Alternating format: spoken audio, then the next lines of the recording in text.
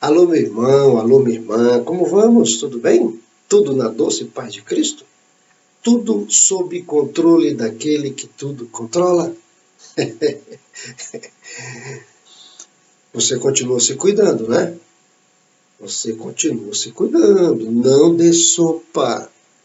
Você sabe que cuidado e canja de galinha não fazem mal a ninguém, não é? Então, tome cuidado. E também coma canja de galinha. Mas não dê sopa, não. Já já as coisas estarão melhores do que já estão, já melhorou muito, não é?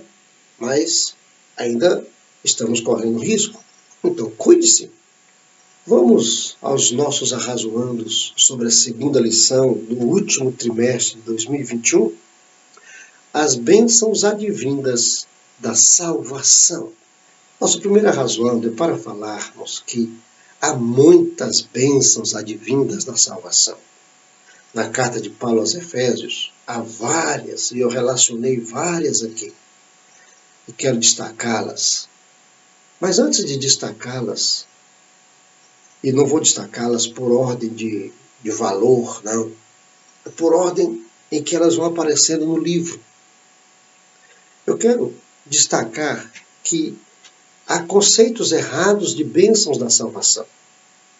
E o maior, o principal e o mais divulgado no passado e hoje mais do que no passado é que, não vou dizer que as maiores, mas muitas das bênçãos da salvação estão presas à nossa existência terrena. Há pessoas que pensam que as maiores bênçãos da salvação são exatamente estas, as que nos trazem algum tipo de benefício aqui na terra. Por exemplo, saúde. Saúde, não posso adoecer, porque eu sou salvo.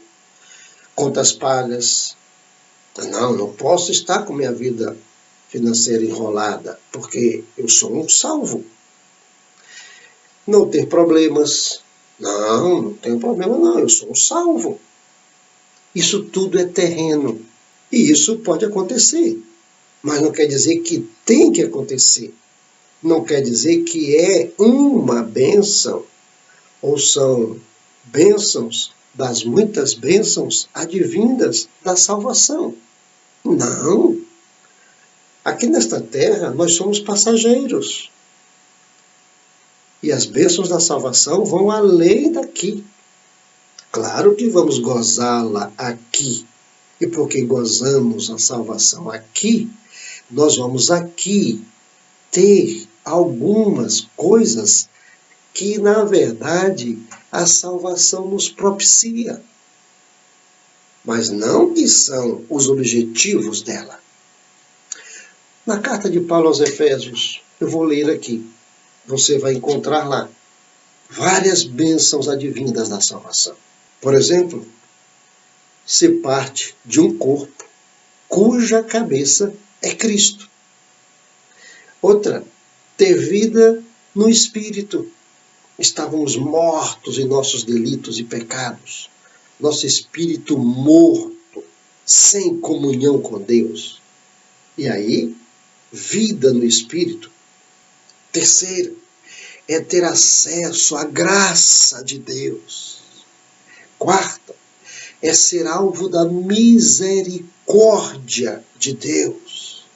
Quinta, ser concidadão dos santos, ou ser santo como outros santos são. Não santo porque já morreram e foram canonizados. Não, santos porque viveram a vida para Deus. Santo não porque morreu, santo porque vive para Deus. Sexto, ser parte da família de Deus. Família de Deus. 7, ser habitação de Deus, templo do Espírito Santo, Deus habitando em nós. 8, ser prisioneiro de Cristo, não prisioneiro do pecado, não prisioneiro de Satanás, não prisioneiro do mal, mas liberto para ser preso em Cristo, para fazer o que Deus em Cristo quer que façamos. 9. Ser parte do mistério da salvação de Deus. Ser parte do plano da salvação, do projeto maior do universo, planejado pelo maior planejador, Deus. E eu sou parte deste projeto. 10. Ser livre do inferno. Livre do inferno. E 11, das que eu vou relacionar aqui, né? Viver eternamente com o eterno. Bênçãos, bênçãos, bênçãos da salvação. É claro que, por causa dessas bênçãos e de outras, nós vamos viver melhor aqui na Terra. Mas não quer dizer que não vamos ter problema, que vamos ter tudo que temos, que o cara lá de cima vai me dar.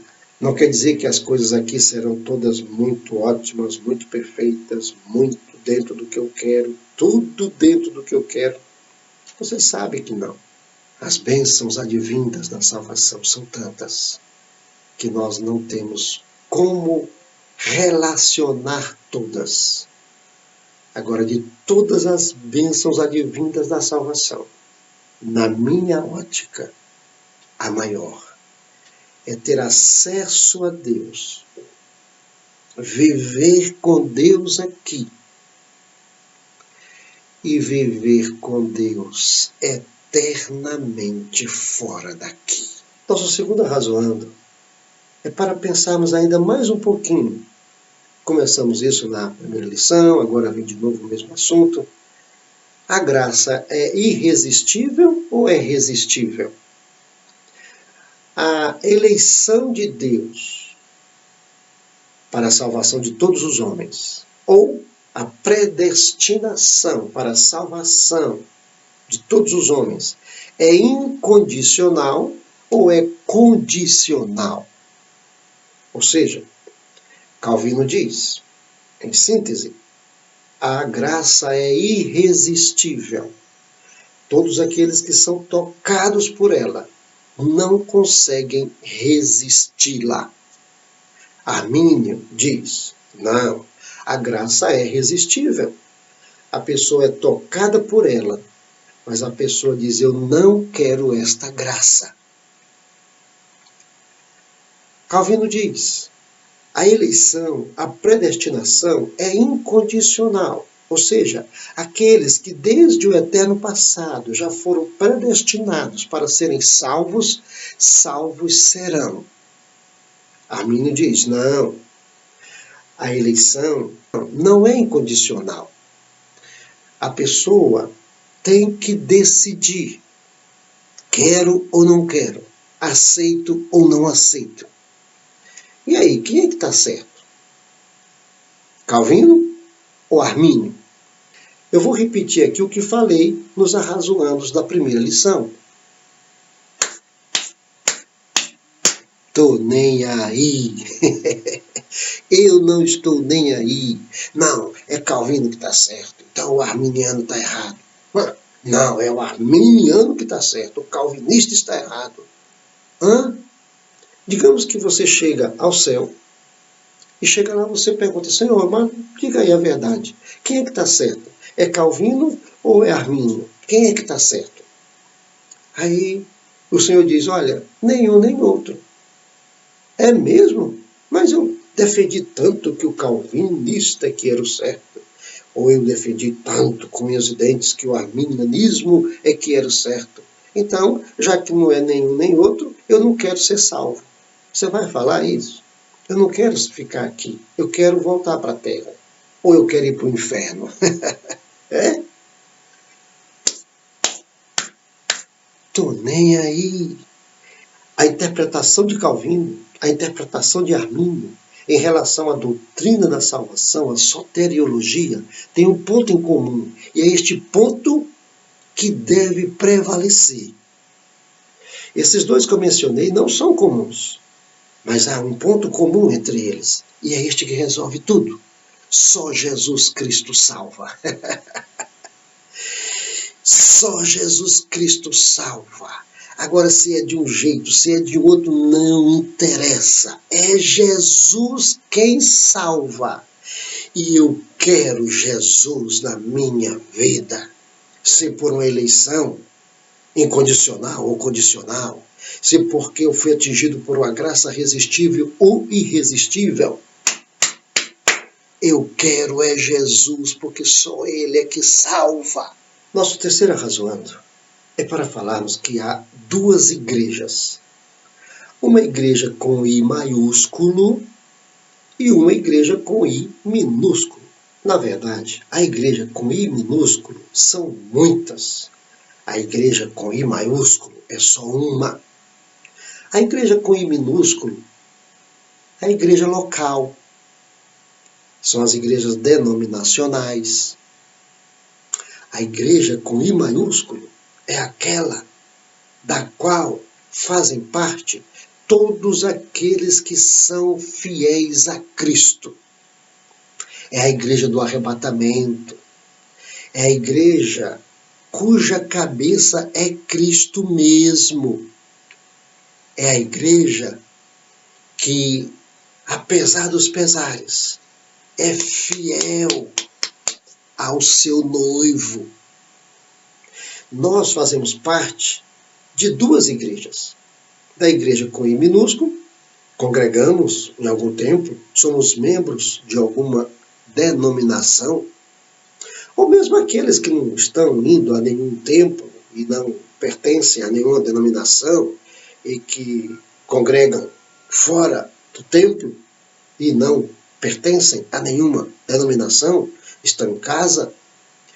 Se esses e nós estivermos firmes em Cristo, firmes na rocha, nós pertencemos à igreja com I maiúsculo. Isso quer dizer que se a pessoa pertence a uma igreja com I minúsculo, mas não tem compromisso com Cristo, não tem compromisso com Deus, não faz parte da igreja com I maiúsculo, está perdida. Esta pessoa está perdida, está se enganando, está perdendo seu tempo. O convite que Jesus nos faz é para fazermos parte da igreja, que é um corpo, do qual Ele, Jesus, é a cabeça. Se eu sou membro de uma igreja em que a cabeça está claro, é o líder, esta igreja não é a igreja de Cristo, não. Se a igreja a qual vou, na qual congrego aqui, eu percebo pelas Escrituras que o centro não é Jesus, não é a salvação, é viver bem, é estar bem, é ter as coisas, crescer na terra, influenciar pessoas aqui, acariciar as pessoas, não se fala em pecado, não se fala em arrependimento, não se fala em mudança de vida, não se fala em consagração, jejum, oração, já não ora, tem tanta coisinha, mas não há presença de Deus real. Sai daí, saia daí. Eu quero pertencer a uma igreja aqui, com I minúsculo. Eu não quero não, quero saber, já sofri muito, já fui amaldiçoado, amargurado, maltratado, incompreendido, então não quero saber mais de nada disso, eu quero ficar em casa, tal. Cuidado! Você sabe que quanto mais juntos, mais fortes somos. Se você está amargurado, você precisa de tratamento. Tratamento. Procure tratar-se, porque você sabe que a igreja com I minúsculo é a maior porta para se entrar na igreja com I maiúsculo. Não é a única, mas é a maior. Pertençamos a uma igreja com I minúsculo, mas não deixemos jamais de pertencer à igreja com I maiúsculo, porque é essa que é a igreja do arrebatamento. Se você não pertence a nenhuma igreja com I minúsculo, repito, você precisa de tratamento. Procure-o. Procure-o.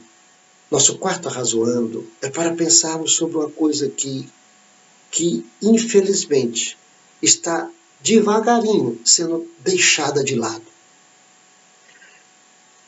Nós podemos ir a Jesus do jeito que nós estivermos. Eu posso chegar-me a Cristo do jeito que eu estiver. Eu não preciso me consertar, melhorar, me corrigir. Eu não preciso me libertar de algumas práticas, de alguns vícios, de alguns comportamentos, para então ir. Não, eu posso ir do jeito que eu estiver. Não, mas eu estou carregado de problemas. Não interessa. Não, mas eu sou infiel, sou enganador, eu sou encrenqueiro, eu sou de difícil convivência, eu sou desconfiado. Venha como você é ou como você estiver. Junta tudo isso e pode ir. E Ele nos aceita. Jesus nos aceita do jeito que somos e do jeito que estamos. Agora, para quê? Para continuarmos do jeito que somos e do jeito que estamos? É claro que não. Ele nos aceita do jeito que somos, do jeito que estamos, para trabalhar em nós. Porque na igreja, com I maiúsculo, não ficamos de qualquer jeito. Na igreja, com I minúsculo, ficamos. Claro, porque ninguém nos conhece na nossa essência. E eu posso muito bem te enganar. Eu posso muito bem passar a perna em você. Eu posso muito bem ter aquele ar de santo. Por isso que não adianta. O apóstolo Paulo diz que a Deus ninguém engana. Sejamos sinceros. Use máscara por causa da Covid-19. Mas não use máscara porque você é mascarado. Podemos ir a Jesus do jeito que estamos, para que Ele trabalhe em nós e nos limpe e nos lave com Sua palavra. Que o Espírito Santo tenha acesso a mim, ao mais íntimo de mim, para mudar meu ser. A mudança é de dentro para fora, é uma introspecção. A mudança é de fora para dentro? Não, é de dentro para fora. Muitas pessoas ainda acham que é de fora para dentro, na aparência, na forma de se mostrar, na fachada. Não, a fachada muda e deve mudar, se lá dentro houver mudança. Agora, a fachada não revela o que está dentro. Por isso, eu e você somos convidados por Cristo para sermos lavados, redimidos, santificados, preparados para vivermos eternamente com aquele ser que é infinitamente santo, superlativamente santo. Santo, santo, santo, o Senhor Santíssimo, o Deus Todo-Poderoso. Porque eu já disse, na minha opinião, a maior bênção advinda da salvação é viver com este ser santíssimo aqui e com ele fora daqui para a eternidade. A porta da salvação está escancarada. Qualquer um pode por ela entrar, do jeito que está, do jeito que é, para ser transformado, habilitado para entrar no céu. Nosso quinto arrazoando é para destacarmos mais uma vez que a salvação, na nossa concepção, dentro da nossa denominação, é para todos. Ou seja, a graça não é irresistível, ela é resistível. Na nossa concepção, a eleição, a predestinação não é incondicional, é condicional. Mas é para todos. Mas eu já disse lá no nosso primeiro arrazoando hoje, não é? Que tanto faz, eu falando, é a nossa concepção. Pode ser que não seja isso, pode ser que seja exatamente o contrário. Mas eu já disse, o que importa é Cristo. A salvação é para todos os homens. E se a salvação é para todos os homens, e se sem fé é impossível ser salvo, então Deus propiciou que todos os homens tenham fé. E, na verdade, todos temos fé. A fé natural, por exemplo, todos temos. Você entra em um avião com fé que vai chegar ao seu destino são e salvo. Pode acontecer um problema, pode acontecer um acidente, mas você tem fé de que você vai chegar lá, porque senão você não entraria no avião. Você não é louco? Nós temos fé natural.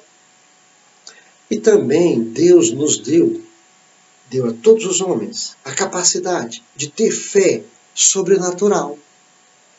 Só que muitos homens não se abrem para a fé sobrenatural.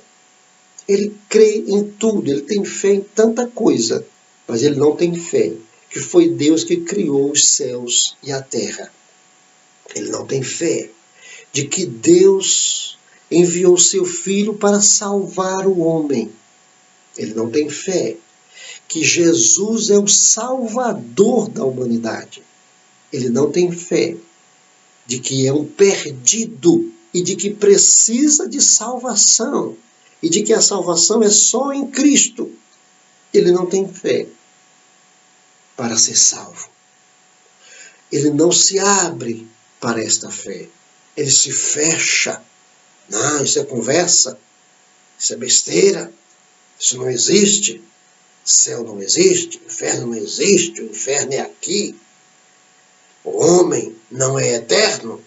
O homem é finito. Morreu, acabou. Ele tem fé nisso, ele crê nisso.